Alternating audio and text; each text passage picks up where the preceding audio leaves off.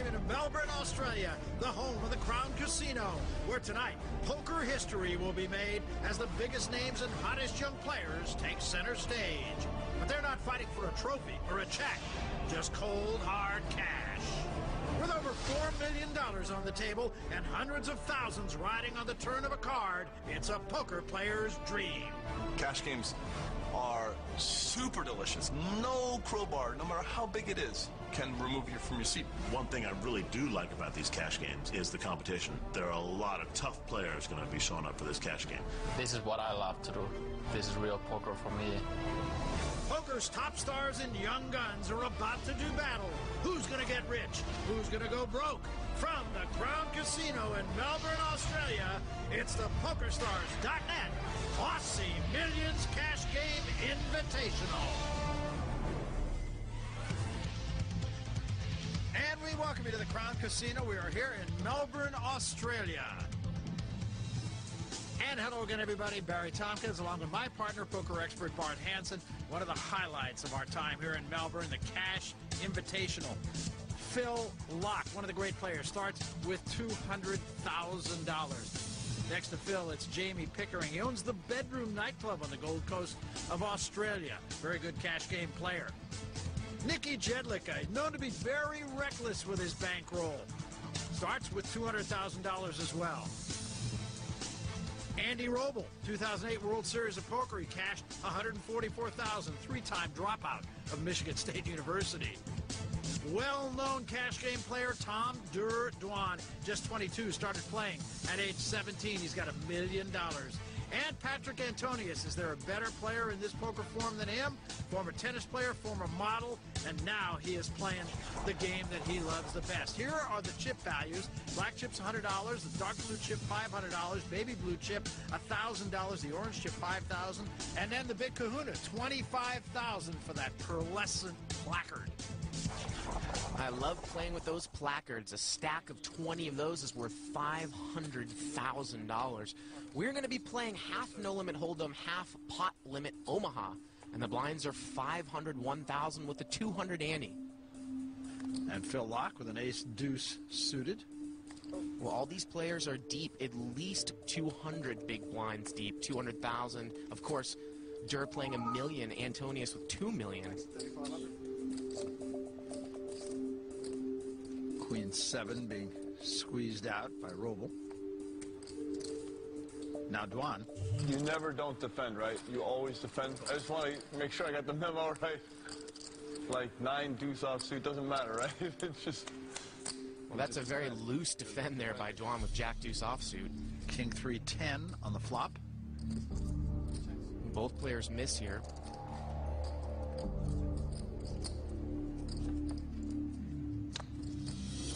And a 4 of diamonds.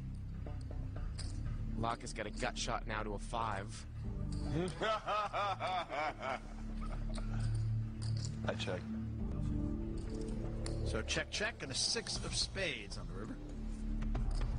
Well, ace high is the best hand here, and it looks like Dwan's going to take a shot at it. How much, kid? Well, Dwan has bet $22,300 into an $8,900 pot. Oh, kid, you're too good for me. You're too good. Oh! Sick dealer save. That was a sick dealer save. Can we see that dealer flick in slow motion? I mean, I know the people at home already know what he had, but can we show you how good the dealers are here at the Crown Casino? Here's what he's talking about right here. Watch the cards and watch this. Oh, kick save and a beauty. You're going to think it's a special effects moment right there, but that wasn't. That was the real deal. That's how they work here at the Crown. Very quick. Hey, look who just joined us. Chris Ferguson, and he is coming from just finishing in second place in a horse event that was played earlier today. And Phil Locke looking at ace-king here. Big slick offsuit. Raised to 3,500. Antonius will play with Queen 8 suited. We're going to see these players playing a lot more hands. It's a cash game, and they are deep. Wow. Well, I think Jedlicka might play here. Yeah, Jedlicka most likely going to put in a fairly big re-raise here with 2 black aces. Jedlicka, only 22, plays in some of the biggest games in the world. He has million-dollar swings, and he says he's been both a millionaire and broke several times. And he's going to raise to $20,500. And Roble with a playable hand as well. Well, Roble's got 9-10 suited, but the raise is just too big. He's not deep enough to make the call with a hand like that. And a huge raise by Locke.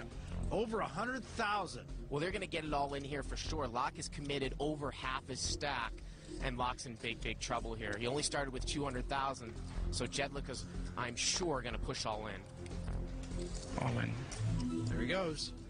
Almost 200,000 and a quick call. And that is the absolute worst thing in the world here for Locke against aces. Is there a shot on here?